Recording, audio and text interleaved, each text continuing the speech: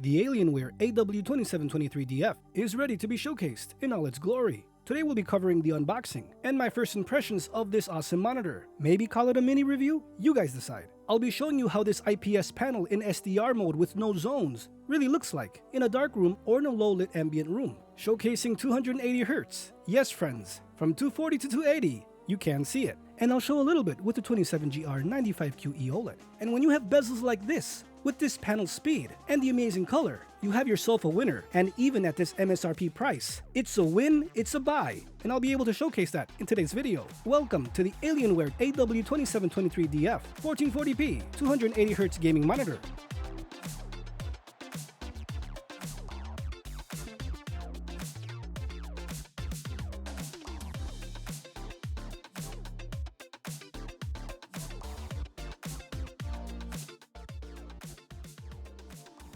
So getting right into it, the unboxing came standard, no issues whatsoever. While I do wish the cardboard was a little bit more sturdier, you can see the styrofoam is protecting the monitor at all fronts, so you shouldn't have any issues of this package being delivered to your home. As with Alienware fashion, the stand is built like a tank, and everything just twists in and snaps on, no issues whatsoever. The backing of the monitor is very clean, but you can see they have removed the Halo Stadium lighting, like the Alienware QD-OLED and previous Alienware monitors. Only the power button, the Alien head, and the 27 light up. Here we have the power cord, one USB upstream port, and two USB downstream ports. You can see two HDMI 2.0 ports, one DisplayPort 1.4, and a line-out port. Here we have the menu control knob, or thumbstick, and a connection for your headphones, and two more USB ports. The monitor came well protected, even with the sleeve protecting the screen. NVIDIA G-Sync compatibility is on board. Remember friends, this is an updated D version, hence it's removing the actual G-Sync module. And of course, this is faster, but 3% lower in the DCI-P3 color coverage. Will you actually be able to tell the difference?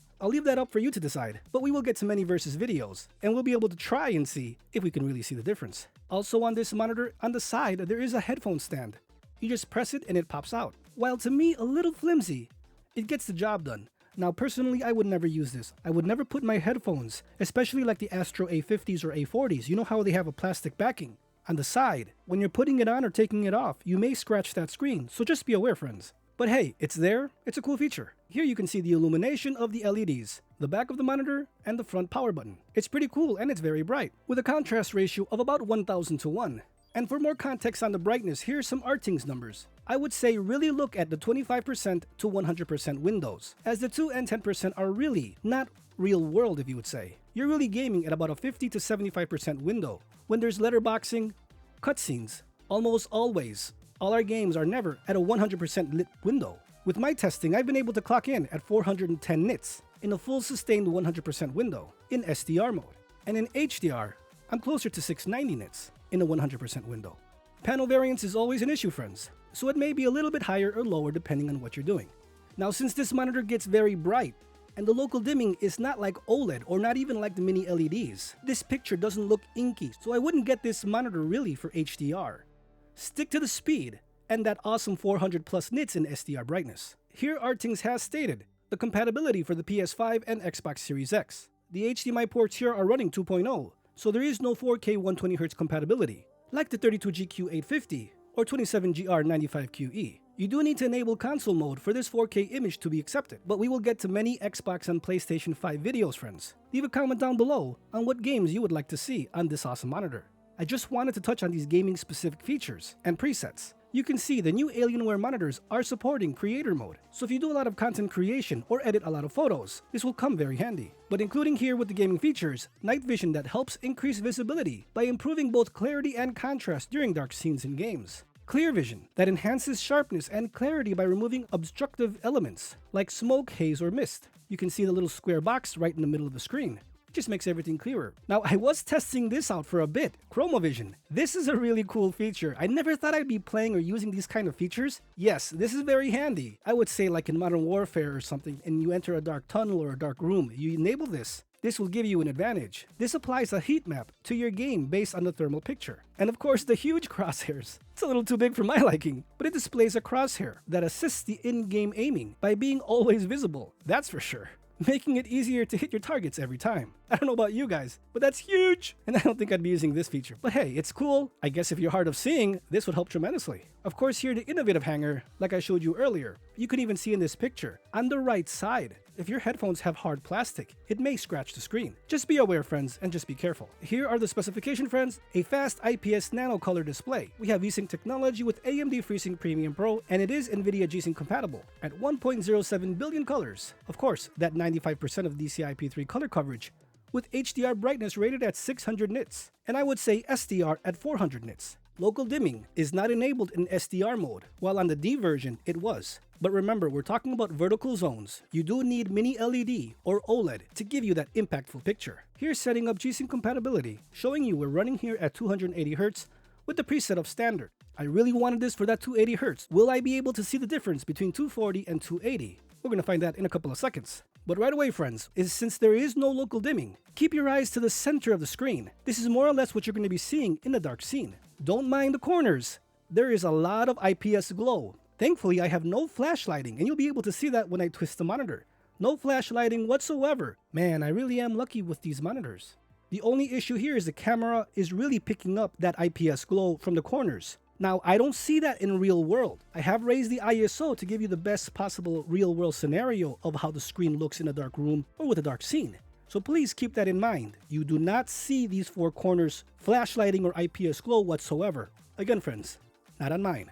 Here I'm showcasing that there is no local dimming zones in SDR mode. That's a bummer, I would say. But hey, at this MSRP price, you gotta give and take. Here, if I twist it to its side, you can see the reflection of the monitor as I have my PC on the floor. The Asus ROG logo is reflecting on the screen, but you can see I don't have any issues whatsoever. So why did I get this monitor? The 280Hz capability of this monitor is what really caught my eye, and I wanted to try it and see if I could see the difference between the OLED 240Hz versus the DF's 280Hz. Now, until I get to a side-by-side picture of 240Hz OLED versus 280Hz fast IPS Nano, that's when we'll really see the differences. But from what I've seen, first of all, the brightness is superior here on this DF monitor. But friends, I can see those 40 Hz. Look at those bezels. That looks amazing. That is so clean. The minimal bezels from the bottom. It's like half the size of the G3223Q. And that's what I'm actually editing this video on. It's almost 3 times as slim as the Gigabyte M28U. So when I see the monitor built like this, that's awesome. You already know you have a winning product. Plus, it's $649 MSRP. And even if you get it on a sale, it's gonna be $599 and lower. It's a win, guys. Being able to display your next generation consoles superbly. Look how smooth this game is looking here with Doom Eternal. Friends, at 280Hz, it really is amazing, and I'm running this on a 2080 Extreme. I am building a new PC, so check out the playlist if you want to see that new 2023 build. Pairing it with a 4080, I'm sure we're going to see drastic improvements. Now, while I don't have this on the same level, let's compare it a little bit to the 27GR95QE OLED. Right away, you can see the brightness advantage of this Alienware monitor. Both are in SDR mode at 100% brightness. That's why I always say, brightness is very important to your overall enjoyment of your picture. And the thing is, I don't see no smear or trail or anything on the Alienware. Now, just by seeing from these two videos, it's very hard to show on camera, friends, as everything is capped at 60 Hz or 60 FPS. The OLED to me does look a tad clearer. That's just my opinion. It's hard to see really, and at this MSRP price, or cheaper, maybe costing as much as half of the OLED, the DF is a win. You get the brightness, you get the speed and the color, and the actual creator mode content. The price is right. The build quality is there. All I can say, it's a win. But friends, we will get to more versus videos to help you make that awesome buying decision. You guys will decide what's best for you. Now, playing this awesome game, Pixel Cup, everything is crystal clear, super smooth, super colorful. No trail, no nothing. It's awesome, guys. Seriously, this is one of the best games I've played all of last and this year. It's so much fun. And all I can say is look at the bezels, guys. Look at those bezels. Look at the clarity of the screen. You know, sometimes when you get a monitor and you turn it on and you're like, okay, you're hoping for the best. You did just pay $649 MSRP. It is expensive. And when you get bezels like this and the color and speed, I don't know what else to tell you guys. 100% it's a buy. And I've never said that at an MSRP price. The amount of technology you're getting in this price point is unbelievable. And I would say even this versus the 32GQ850. Both 1440p, one is 240, one is 280. The LG is beautiful, but it's thicker. It's built like a tank. This just looks much more pleasing on the eye. The only issue is with that monitor, you can do 4K 120, while on this one you can't, as the LG 32GQ850 does have HDMI 2.1 ports, as with the 27GR95QE. Alienware needs to step it up. and add those ports to give us more options. So friends, this was the unboxing. I would say mini review. First impressions, you know what I'm talking about. It's an awesome monitor, you cannot go wrong. And I truly hope this video did help you see that this monitor is one of the best monitors on the market today. Mid-tier? I don't know guys, I would say this top tier. So friends, if you found this video helpful, please hit that like button so more people can see it to help them make that awesome buying decision. Consider subscribing if you want more information on the Alienware line of monitors for 2023 and beyond. Thanks for watching friends, stay safe out there, I'll see you guys next time.